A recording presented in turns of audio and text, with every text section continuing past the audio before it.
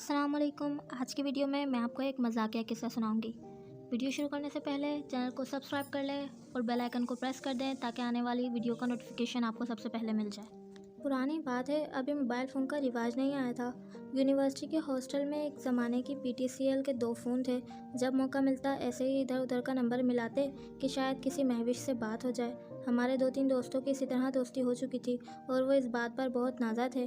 क्या हुआ कि एक दिन हस्बे मामूल कोशिशों में लगे हुए थे कि फ़ोन की दूसरी जानिब एक नफीस सी खनकती हुई जनाना आवाज़ उभरी। पहले तो हमारे अपने औसा ख़ता हो गए, लेकिन अपने आप से कहा बरखुरदार ऐसा मौका पता नहीं फिर मिले या ना मिले, हिम्मत नहीं हारनी चाहिए। हल्की हल्की चलती सांसों को कंट्रोल करते हुए अस्सलाम वालेकुम कहा और बहाना बनाते हुए कहा कि अमजद जैदी घर पर हैं। साथ ही साथ दिल में दुआ कर रहे थे कि खुदा करे इस नाम का कोई शख्स इस घर में ना हो। दुआ कबूल हुई और जवाब आया यहाँ पर अमजद जैदी नहीं रहते। इस पर हमने कहा शायद रॉन्ग नंबर मिल गया है और बात को लंबा करते हुए कहा आपको खामखा ज़हमत दी जिसके लिए माजरत ख्वाह हैं। बात को मज़ीद जारी रखते हुए नहायत शिष्टा अंदाज में वजाहत की कि वो हमारी क्लास फेलो हैं और आज हमने मिलकर असाइनमेंट तैयार करनी थी, इसने यहाँ हॉस्टल आना था। दूसरी तरफ से रस बोलती आवाज़ ने कहा कोई बात नहीं। हिम्मत करके कहा कि मालूम होता है आप भी हमारी तरह स्टूडेंट हैं। इस पर हमारी खुशी की इंतहा न रही जब फ़ोन करने के बजाय जवाब आया हाँ मैं कॉलेज में पढ़ती हूँ। अब बाकायदा गुफ्तगू शुरू हो गई। एक दूसरे के सब्जेक्ट पूछे गए, पढ़ाई के मामले में पेश आने वाली मुश्किलात वगैरह का जिक्र हुआ। चूँकि यूनिवर्सिटी में पढ़ते थे इसलिए मुश्किलात के हल के लिए हमने अपनी मुमकिन खिदमात पेश कर दी। इस तरह ये रॉन्ग नंबर वाकिफ़ियत में तब्दील हो गया और फिर वक्तन वक्तन फ़ोन आने जाने लग गए। फ़ोन पर बातचीत का यह सिलसिला हमारे दिल में घर करता गया और आहिस्ता आहिस्ता उनसियत में तब्दील होता गया। मुलाकात की तरफ जाग उठी।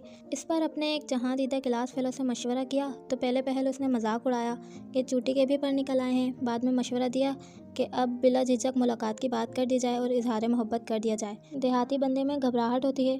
कहा खत लिख कर कह दूँ। चुनाचा हमने डरते डरते खत लिखा। मुझे नहीं मालूम कि फ़ोन पर होने वाली बातों का सिलसिला कब एक कसक में तब्दील हुआ और दिल में आपसे मिलने की तमन्ना जाग उठी।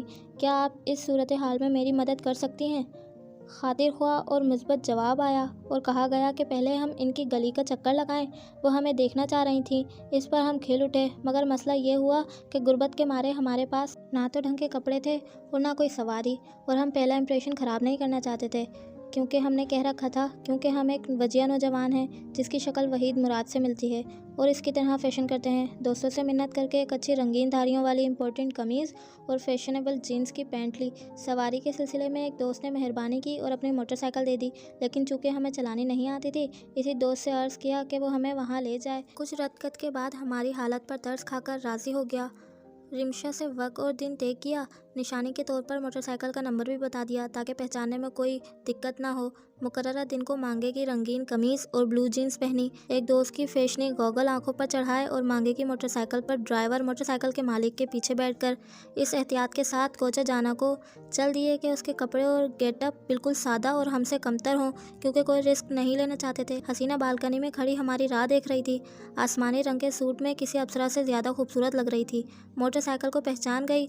हमने भी जवाबी हाथ हिलाए और जब तक नज़र आती रही हम हाथ हिलाते रहे। अपनी इस अजीम कामयाबी पर जब हॉस्टल पहुँचे तो रहा ना गया और इसे फ़ोन किया और पूछा कि हम इसको कैसे लगे।